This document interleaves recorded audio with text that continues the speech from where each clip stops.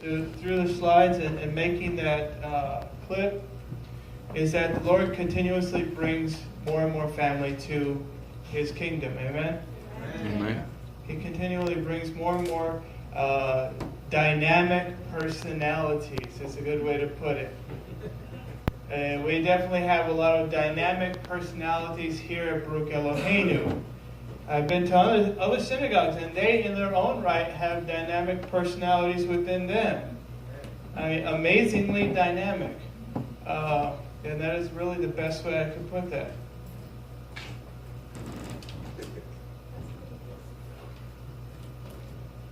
What, the closing blessing?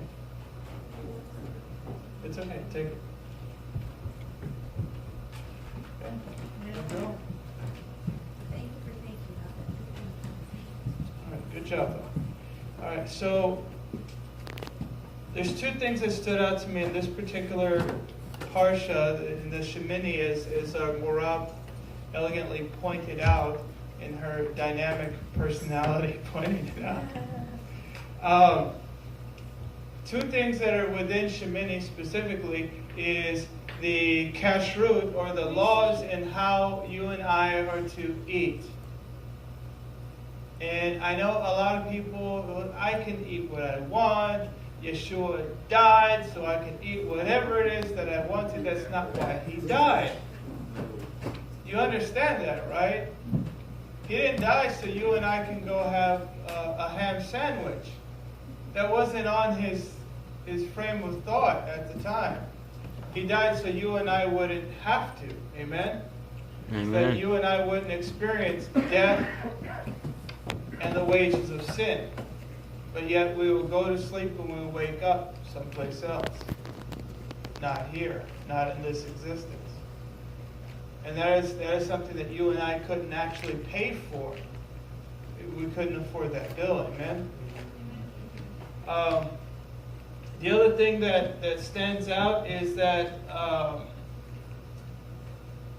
Aharon's sons take a strange fire before the Lord.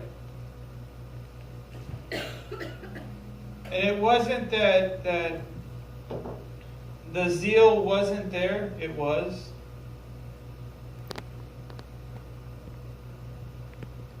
It was that they thought that they knew best.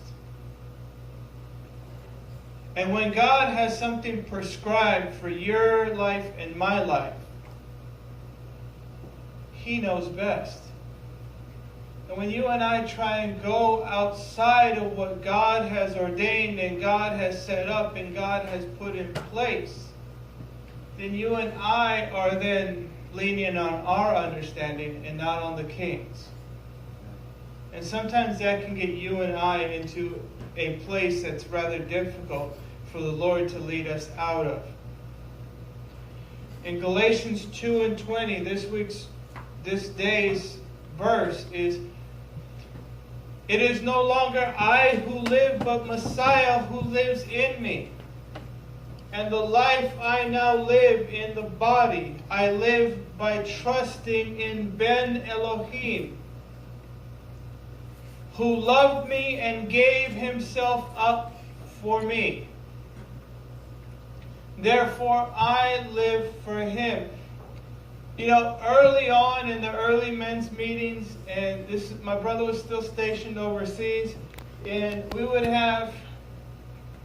gather together, and it was great, because we'd have about, 6 to 12 brothers, and brothers, when you get them outside of the sanctuary setting, well, they're brothers, in all the stuff that goes with them, right?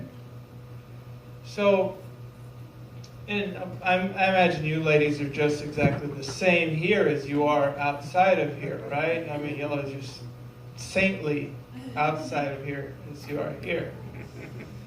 I know I've been on outings with several of you, and I can attest, yes, y'all are amazing outside of here as well as in. So there's that. But brothers, on the other hand, well, we don't have our synagogue shoes on. That's all I'm saying. We don't have the synagogue shoes on, and maybe talking a little more colorfully. But one of the things that stood out was that we would gather there, and sometimes they would get into a gossiping session where brothers would sit around heckling about other people. You hold it, we can't do that. That's not what we're about. And so there were a couple times that the younger guys who were new to the faith and really, really zealous, I will die for Messiah. I am going to die for Jesus right now. I'm going to die for God. I'm going to die for Hashem. And so one of the older vets who was with us, some of y'all remember Brother Jocko.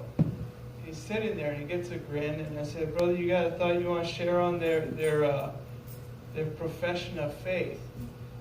He's like, "Yeah, that is the stupidest thing I've ever heard in my life.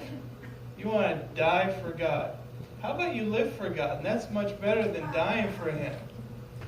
And so it's this that in Galatians, we live by trusting God, by trusting the Messiah who sent us out, who placed His salvation over us, that you and I may walk in salvation and live and express this to other people by giving them that life. Amen? Amen. Because if we're not living for God, then we're dying for the world. Amen. Yep.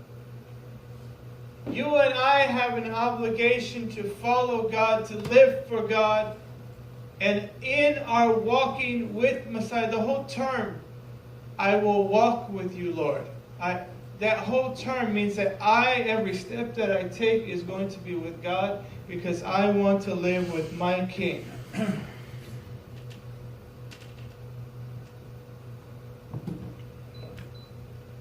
Because I want to live for my King.